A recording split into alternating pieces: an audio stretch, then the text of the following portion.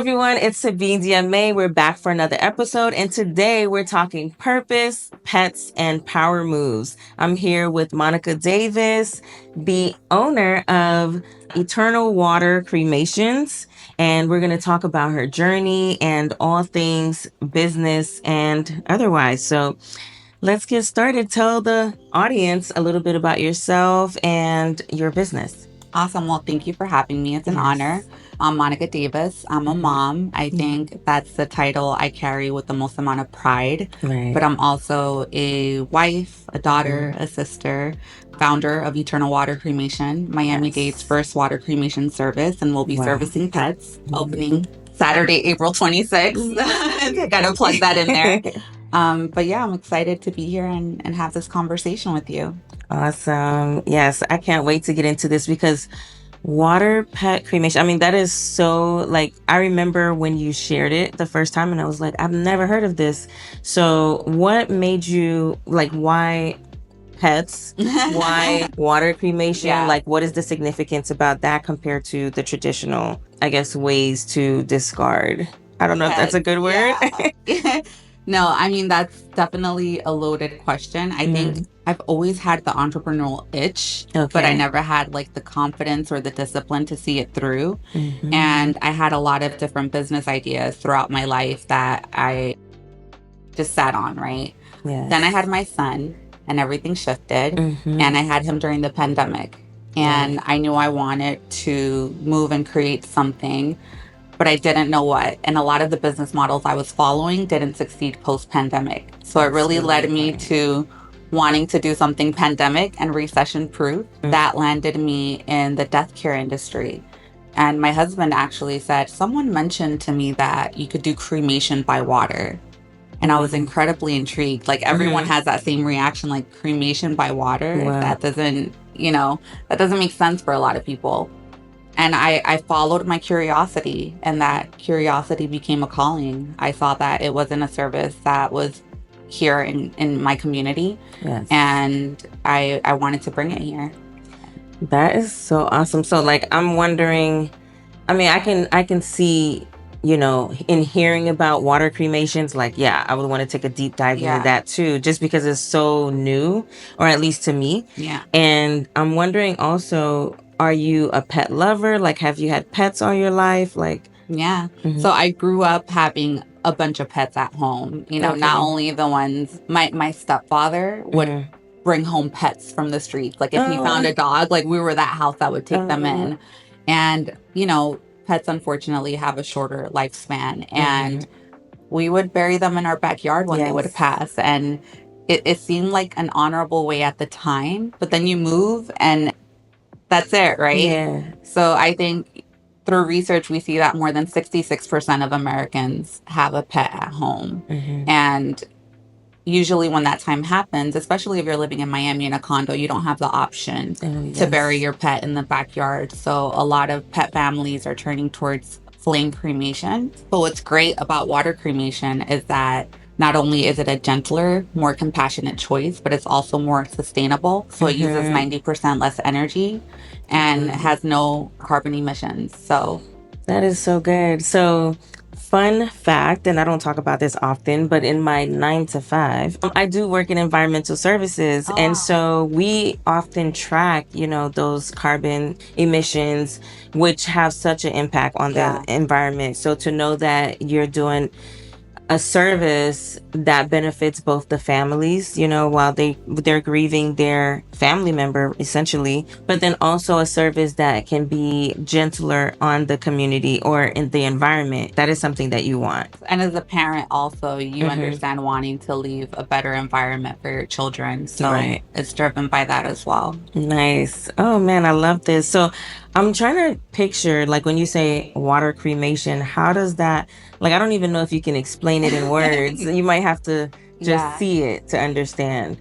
It's one of those things, you might have to see it, but it's also one of those things you might not want to see, right? So there's a water vessel. And Okay. what happens is when your pet passes away, we place them in the vessel. And the Okay. vessel is 95% water and 5% alkali, which is a natural salt. And with elevated temperature, it kind of accelerates the decomposition of the body into its natural state. Okay. And what's left is your remains. And with this process, you get 20% more ashes. So Okay. it's more for families to cherish and decide how they want to honor. Wow. Oh my God. I'm still like blown. I'm still blown by the whole concept. And so I'm wondering, not to be somber and morbid, but I did attend a memorial service yesterday, right? And, for the most part, I don't think I've ever been to a service, I guess you could say a funeral where it wasn't a body present. And so this was the first time that I started thinking, I don't know that I want to, when it's my time, I may want to tell my family, hey, this is an option that we can use. And so is water cremation also available? Yes. Yep, for Okay. humans as well. So there are two different vessels. One of them is for pets and the other one is for humans. So it definitely Okay. exists for humans as well. Not in South Florida. Okay. The water cremation service that I'm providing is the first of its kind. So I also have a lot of pride in pioneering that here for our community, but it's catching on and you'll see it more and more. And I hope it does because it's really a better option for our planet. I love that. So then I guess in your research, you probably know what are the areas that maybe are more prone or already have like the water cremations going. It's been around for a long time, but for Okay. some reason, there's just a lack of education and Here. awareness around that. So it's so important to have platforms like this so we can educate people on it even existing and being an option. So what it will take is more entrepreneurs stepping up Yes. and creating that in their community if it doesn't already exist. So what you'll notice about our name, Eternal Water Cremation, you won't see that it's specific to pets there because the goal is always to evolve and hopefully bring the Right. service to families in that way as well. I love that. So you already have, like your, I guess, your future plans built in the name. Like, that Yes. you're going to evolve, you're going to expand. And so I love that for you because sometimes when you pick a name that's too specific, it's like you're boxing yourself in. Yeah. So you went in with the mindset that, like, you know what, let me think ahead. Let Yeah. me have my 5 year, 10 year plan already set out. So that's great. In terms of losing a loved one for humans, right? Yeah. Obviously, it's a major deal. People never get used to it. And of course, like we mentioned, pets are very much the same, It's like when you family. right. I mean, I grew up with the pet myself. We had a German Shepherd for a very long time. I remember my brother, it hit him really hard. Aside from the cremation services themselves, I wonder, are there any like workshops, classes that you might plan to hold, for people that maybe their pets are aging and so they know that time is coming? Yeah. Yeah. So a big part of our business model is partnering with vet clinics. We understand that when pet parents are getting ready to say goodbye to their pets, that's probably where they'll go. And we're doing a lot of educational lunch and learns with vet clinics to educate them, let them know that we exist, and give really those pet parents an option, right? Because the choice should be theirs on how they want to honor their pet's last journey. Oh man, that is so great. Yeah, I can just see like the way that I'm so like taken aback by, first of all, this is so new here, Yeah. like you said, but then to like go to the veterinarian and see like, oh, okay, this service is available. It's, better on the family, better on the environment. I can see it really going far. I hope so. Yeah. From your mouth to God's Yes, ears. yes, of course. We're gonna claim it. We're gonna Yes, claim it for sure. absolutely. Yes. And it gets me excited when I'm talking about it and people are in awe just as I was when I first learned about it. And it gives me a lot of fulfillment to be able to educate others on it. Yes. So I'm wondering, when it comes to being a new business owner Yeah. and also juggling, right, the other parts of your life, like you said, you're a wife, you're a mother to small children. How do you find the time? How do you find, I mean, not even just time, just like how are you able to Yeah. balance it, or do you balance it at all? That's a really good question. I don't know. I don't think I've found the perfect formula, to be honest. I think that there are days where my kids need me more, and Yes. there are days where my business needs me more. And I've learned to be flexible and give myself grace and be okay with that ebb and flow. I literally signed the loan for my business the same week I was due with my daughter. Oh my So I was like, God. how am I going to do this? Like, birth Yeah. this new human being that is going to need me. I'm going to have my toddler, my son, my firstborn at home, and then also create this new business. But I was like, I'm going to figure it out and I'm going to do it anyways. Yeah. And they've really been woven into the fabric of my business. Yes. I take them to site visits, vendor meetings, contract Oh my negotiations. gosh. They've really seen me build this business from the ground up. And for me, my kids are not a distraction of my dream. They're the reason for it. I love that. Yeah, I mean, imagine, you know, when we were coming out and getting ready to get into the workforce, you had Yeah. like on the job training, right? Or what they call OJT in high school. Yeah, on the job Right? training. So now you have your son, right? And your Yeah. children, they're both under 5. Yeah, my son is 3 and Yes. my daughter's only 5 months. Yeah, so imagine to have that sort of training Yeah. at such a young age. I mean, they're picking up on everything from, the way you handle yourself in business, just how to operate confidently, like when you have this dream and to see it through all the way. So the lessons that they're going to learn or that they are learning from you is invaluable. So I just love that for them. And I love it for you too, because I, as a mother as well, almost the same age group. I mean, I have 2 toddlers under 5. And so, yes, it's a lot of work. But I think, I don't know for you, I think every mom feels like this, Joe. You want to know, or you would hope that when your children become of age, that they can look back and say, wow, like that's my mom, to be proud of you as their mother. And also to feel like they learned everything they needed to from you. Yeah. And there's going to be other people along the way, teachers and whomever, but to know that you were like one of their role models is everything. You're laying that foundation right now for sure. I hope so. I think as a parent, that's all we can aspire to be. I want them to learn the best of me and leave the rest behind so that they could be even better than me as they follow their own path and journey. Right. You did touch on this earlier, but I'm thinking like, you mentioned that you started your business, you had just had your daughter. How did motherhood shift your perspective, right? On legacy, even? No, that's a great question. I mean, I've been in corporate America for almost 20 years. And I think for me, it was all about climbing the corporate ladder and, having the title, the salary, the recognition. Like, that's what success looked like to me. And being a mom, I see that completely differently. Legacy isn't, what I do for a living or even the business that I'm building. Yeah. It's my kids, how they feel. I want to give them a childhood where they feel emotionally safe, spiritually fulfilled, and seen, right, for who they are, especially in today's political climate, raising Black children and wanting them to know deeply that they matter. Yeah. Oh, man. And so your business, Eternal Water, it's a gentler way to, for pet parents to say goodbye. Right. So, and I'm thinking like for you to even want to do this, like you have to have such a compassionate heart, right? And when you talk about your kids wanting to be seen, making sure that they feel seen, making sure that they feel heard, I guess, how do you feel like this business can maybe even help you in doing that as a mother?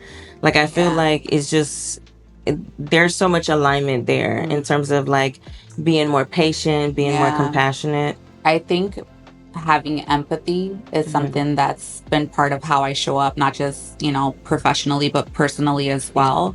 And I can't pretend that it'll be easy to deal with people that are grieving on a daily basis. But I also understand what it means to hold space for someone experiencing that level of pain.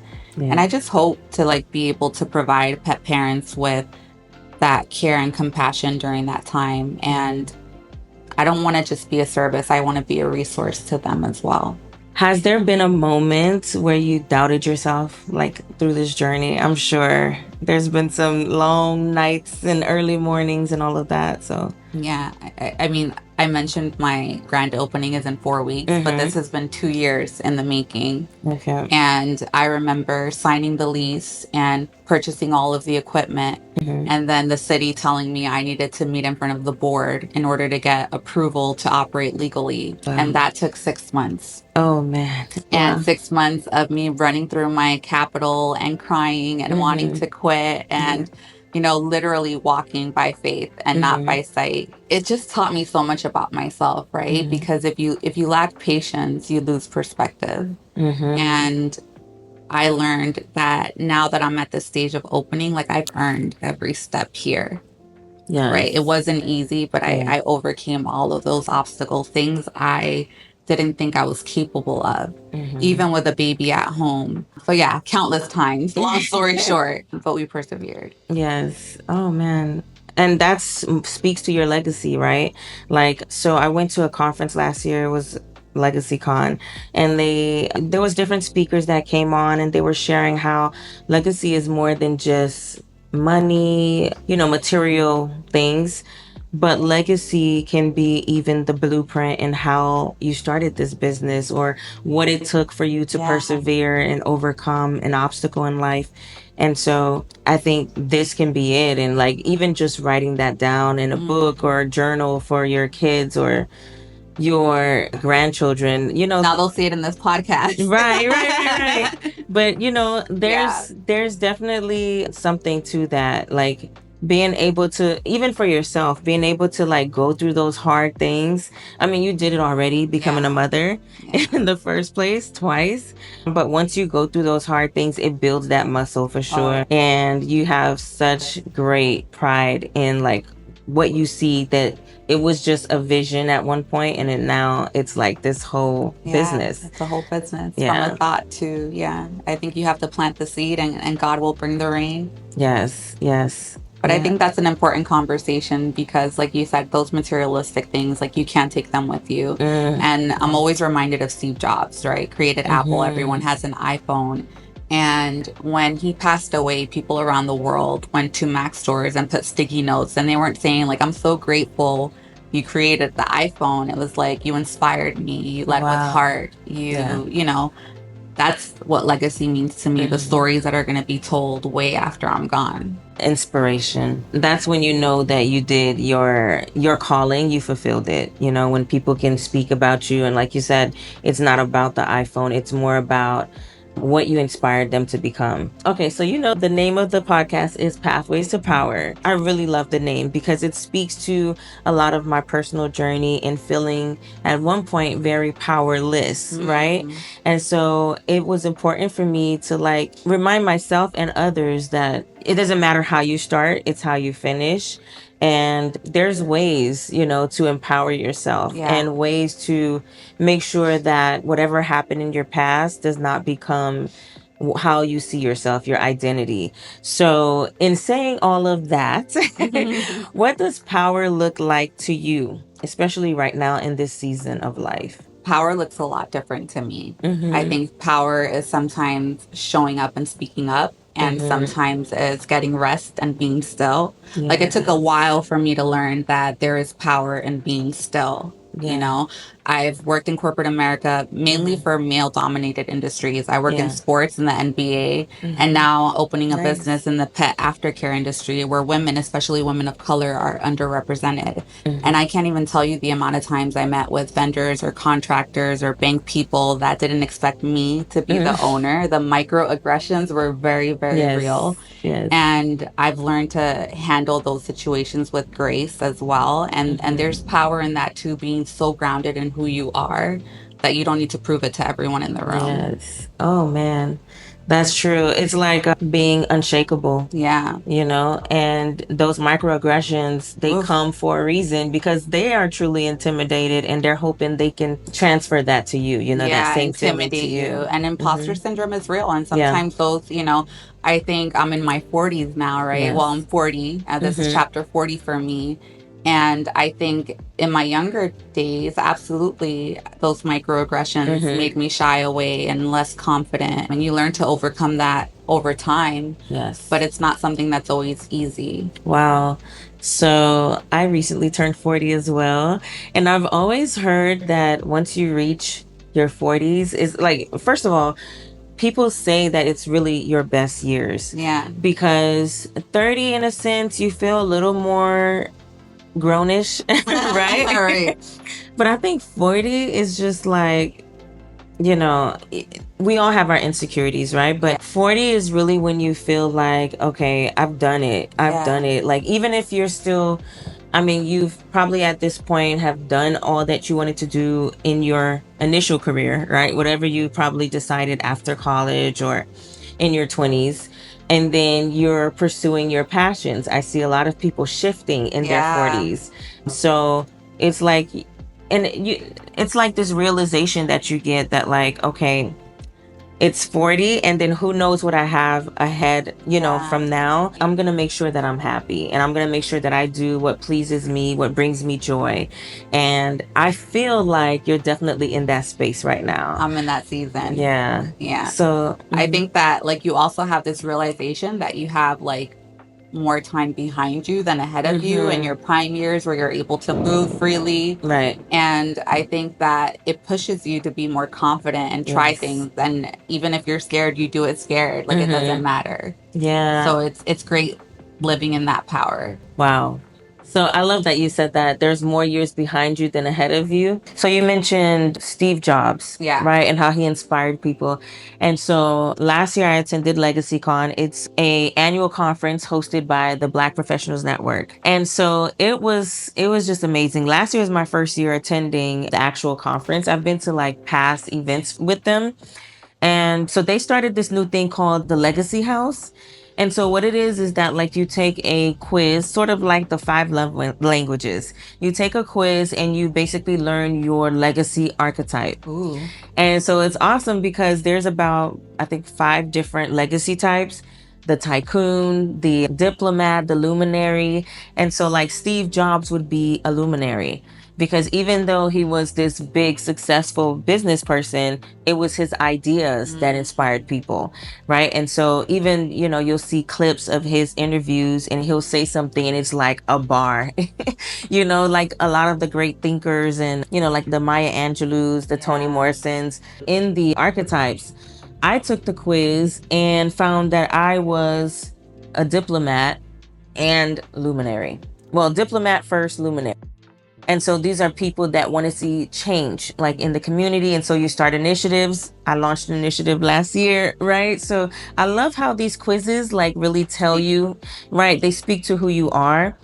So I'm wondering, like, I know I didn't give you all the 5, but what do you think you fall in that category in terms of legacies? Like, how do you see yourself building the legacy for your children and for others that you encounter? I mean, I like to envision myself as someone who's deeply rooted in love and community, family, and now the families I get to serve through Eternal Water Cremation. And I don't know that I think of any big legacy that I'll leave behind, but I just want to make a change, a positive change. And I think if I can start there, I'll be happy. You're doing history in the making, right? Because you are the first, you're pioneering this whole space here in South Florida. So I think that is legacy making in itself. And so I guess the next question I would love to ask you is, in terms of legacy, right? We're already on this, whole legacy space. And I'm wondering, as a mom, again, if or when your children get older, what would you love for them to say? What would you hope they would say about your journey, into this space? And as a business owner, a mom, whatever, like, what would you hope that they would say about you? Goodness, That is a lot. My heart. When they're telling stories about me, I hope to be there, first of all. For all the stories and hear them firsthand. But I would hope that they would say that they were loved unconditionally and that I was always there. Because I know I'm not always going to be perfect, right? I'm not going to always get it right, but that I loved them and I was always there. And as it relates to the business, I hope that they saw that I had the courage to show up and the resilience to never give up. I love that. I love that. The mom that is like, you went after it all, and they always say that you can have it all, but not all at the same time. But at the same time, and going back to us being in our 40s, it's Yeah. like Now's we've the time. lived, we've lived, and I can think of so many times in my 20s and even in my 30s where I thought I could have a second chance at an opportunity and never came. Yeah. And now being 40, it makes me realize like, no, with every opportunity, seize the Take moment it. because you just never know. You never know. And there's no more time to waste. Like, go after what you want and yeah, leave those footprints, you know, so that when you're no longer here, people can say like, when I'm feeling down or when I'm feeling like giving up, I thought about mom, right? And she always went for it, so there's no reason why I can't as well. Go for it with heart. Yeah. So, what else would you might want to share about your journey or even about what's next? What's going to happen now that your opening is coming? Like how's that? Scary. How is Anxious. it preparing for it anyway? I mean, it's a lot. I think that as an entrepreneur, you hope that your business resonates with people and that they see Yeah. the value in it and that they show up. Yes, Right? yes. I'm having my grand opening, and my biggest fear is like, what if nobody shows up? I Like, you know. know, People are going to show up. I'm going to be there. I think, yeah, I Yes. appreciate your support. And I mean, for me, it's like being a woman and a woman of color in my 40s. I Yeah. hope that other women see that it's possible. It's never too late to start something new and believe in yourself, right? Believe in yourself before anyone else does, before the world validates you, before you have proof that it's going to work out. Because if you don't believe in yourself, no one else will. Wow. Right? So stay the course.